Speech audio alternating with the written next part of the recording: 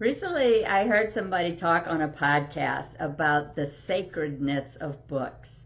He mentioned a man he knew who so respected the knowledge and the wisdom in books that he took off his shoes to enter a library, any kind of library. He would take off his shoes as a sign of respect. Now, that's serious respect. I'm not sure how much the public library would like you taking off your shoes ahead of time, but who knows. I certainly love and respect books and all the wonderful stories they contain. And we're going to talk about one really unique book today. Hi, my name is Patricia Charpentier, and welcome to episode 27 of the Life Writers Vlog, where you can find inspiration and useful tips to help you write your life stories. I often say there are as many different ways to write life stories as there are people to write them. The book we're going to look at today is a case in point. This book is called Encyclopedia of an Ordinary Life. Encyclopedia of an Ordinary Life by Amy Krouse Rosenthal. This is a very unusual book. I've never seen one like it. The title is An Encyclopedia of an Ordinary Life, but just under that she says, I have not survived against all odds. I have not lived to tell. I have not witnessed the extraordinary. This is my story. Rosenthal was an author of many children's books and a filmmaker as well. And she wrote the Encyclopedia of an Ordinary Life in 2005. Like I said, it's a most unusual book. It's divided up into sections. The first section she's got is an orientation almanac. And this is a capsule of what life was like in 2005 in the U.S. The beginning of the 21st century. She's got things in there about population and how much things cost, like stamps and gum. She's got the highest rated television shows. She's got popular kids' names, slang words. A lot of it is lists of different topics. Now, the second section she has is a timeline.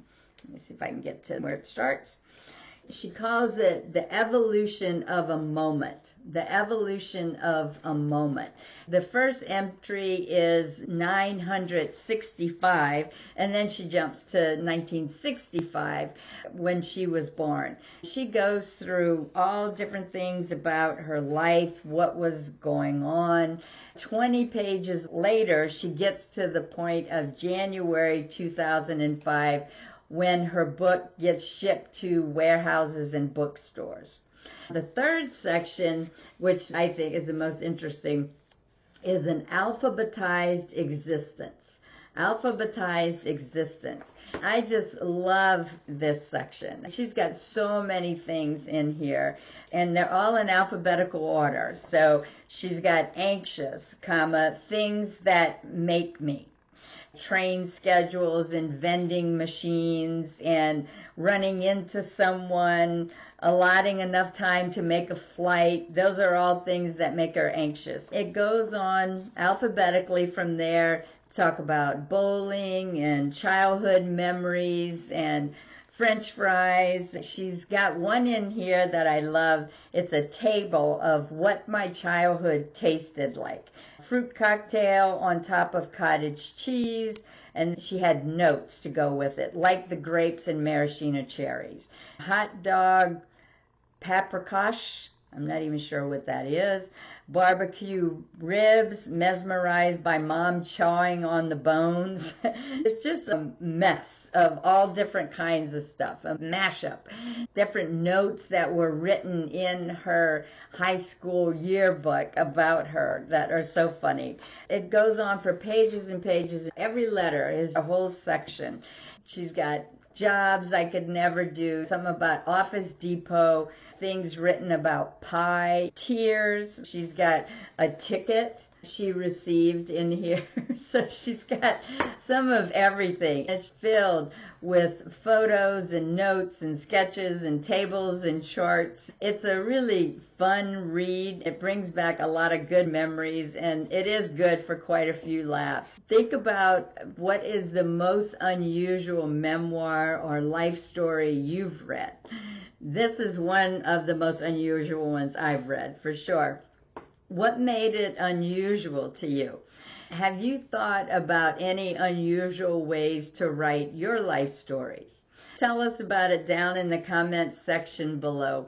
Remember, the only way you can do this wrong is to not do it at all. So the only way you can write your life stories wrong is not to do it. So until next time, everybody, happy writing.